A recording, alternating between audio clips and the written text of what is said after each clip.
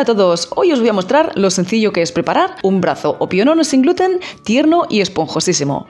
Lo mejor de todo es que se prepara con tan solo 3 ingredientes, o en el caso del vídeo de hoy 4, naturales, sencillos y que todos tenemos en la despensa. Este pionono o brazo no lleva mixes, no lleva gomas, por no llevar no lleva ni polvo de hornear. Y el resultado, tal como estás viendo, es fabuloso. Cuando lo preparáis, os van a preguntar cómo habéis conseguido un bizcocho tan esponjoso, que es incluso más esponjoso que los bizcochos que se preparan con gluten. Os lo digo porque a mí me ha pasado.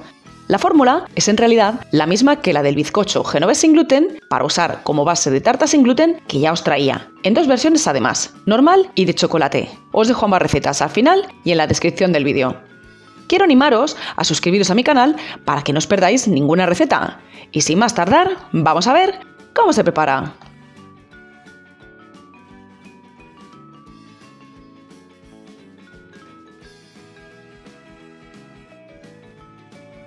Para preparar el bizcocho puedes emplear harina de arroz, almidón de maíz o una mezcla de ambas. Yo voy a usar mitad y mitad. En ese caso, junta ambos y remueve con una cuchara para que se integren. Reservamos hasta el momento de usarlos. Lo siguiente que vamos a hacer es separar las claras de las yemas.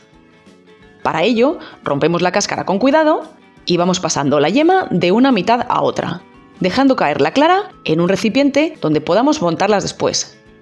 Ve colocando las yemas igualmente en un recipiente en el que puedas batir.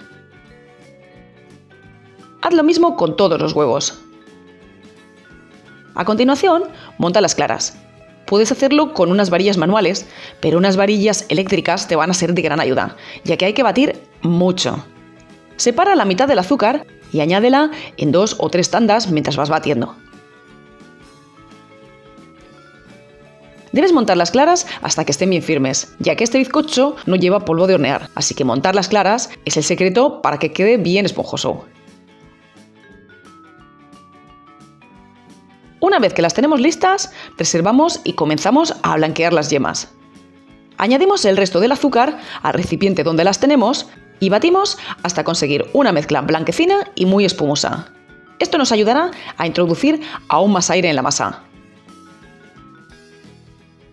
Cuando las yemas tienen el aspecto que estás viendo, tamiza sobre ellas la harina o la mezcla de harinas. Esto es importante, sobre todo si mueles la harina en casa, como hago yo, para evitar que queden granos gruesos, pero también para evitar que se formen grumos. Comienza a mezclar con ayuda de una espátula. Obtendrás una mezcla bastante densa. Verás que las yemas se bajan un poco, pero no pasa nada. Una vez que todo se ha integrado bien, añade una buena cucharada de la clara montada y mezcla con movimientos envolventes. Con esta primera cucharada tratamos de hacer la mezcla de yemas algo más fluida, ya que, como comprobarás, era bastante espesa. Asegúrate sobre todo que llegas bien al fondo, ya que es frecuente que quede allí una parte que no se mezcla bien. Añade el resto de las claras en 2 o 3 tandas y mezcla siempre con delicadeza y movimientos envolventes para evitar que se bajen. Mientras tanto, ve calentando el horno a 175 grados. Una vez que las claras se han integrado perfectamente, cubre un molde con papel de hornear y engrásalo bien. Es imprescindible usar papel, ya que si no, seguramente no podrás desmoldar sin estropear el bizcocho. Mi molde tiene 25 x 40 centímetros. Volcamos la masa en él y repartimos lo mejor que podemos. Intenta llegar lo mejor posible a las esquinas, que siempre reciben menos masa que el centro. Una vez que la masa se ha repartido, necesitamos alisar la superficie. No solo para que quede más bonita, sino para que el bizcocho tenga un espesor parecido en toda su extensión. Si tienes una espátula como la mía, fenomenal. Si no, te basta cualquier espátula que tenga un lado plano suficientemente largo. Hay que mover, como estás viendo, la masa de lado a lado, para que quede perfectamente repartida. No hace falta exagerar, pero sí que conviene dar varias pasadas hasta que la masa quede, como te digo, perfectamente repartida y llega bien a las esquinas. Una vez que el horno está caliente, introducimos el molde a altura media y horneamos entre 15 y 20 minutos a 175 grados con calor arriba y abajo.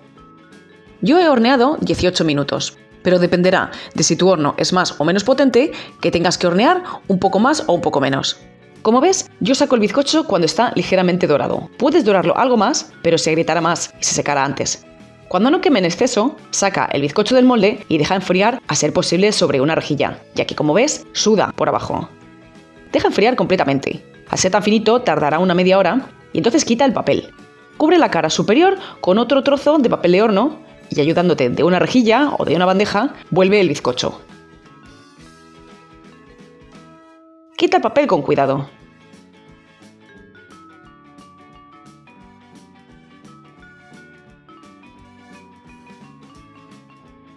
Hay quien recorta los bordes antes de rellenar, pero yo prefiero cortar el primer trozo una vez que relleno, porque como vas a ver, es difícil llegar perfectamente a los bordes con el relleno sin salirse. Yo lo voy a rellenar de crema casera de membrillo, pero puedes rellenar de lo que más te guste. Hay que extender bien, procurando bien llegar a los bordes, aunque como ya decía, tiene cierta dificultad llegar a los bordes sin salirse. Una vez que lo tenemos listo, llega el momento clave, enrollar el brazo. Enrollamos por el lado corto y comenzamos con el lado que haya quedado menos vistoso, para que quede oculto en el centro.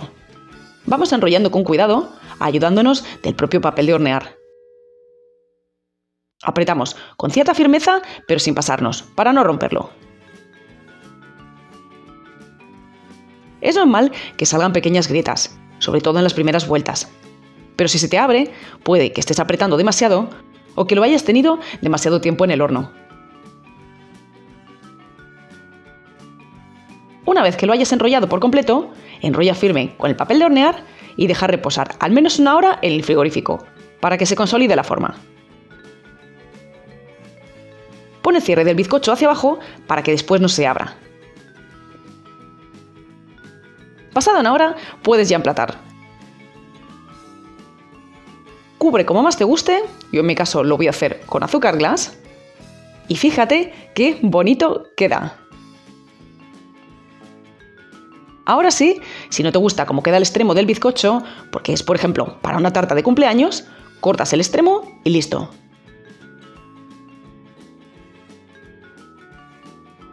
Y mira qué maravilla de brazo, qué maravilla de pionono sin gluten. De aspecto no tiene nada que envidiar a uno con gluten. Y mira lo esponjoso que es. Es que es como comerse un trocito de nube. Este brazo o pionono se conserva tierno un par de días, sobre todo si le pones un relleno jugoso, nata, crema pastelera. Aunque si lo preparas de un día para otro, te recomiendo guardarlo muy bien cerrado y emplatar y cubrir justo antes de servirlo. Yo me voy a comer un trocito, bueno, mejor dicho, un trozón, y espero que os animéis a preparar uno igual en casa. Un saludo a todos.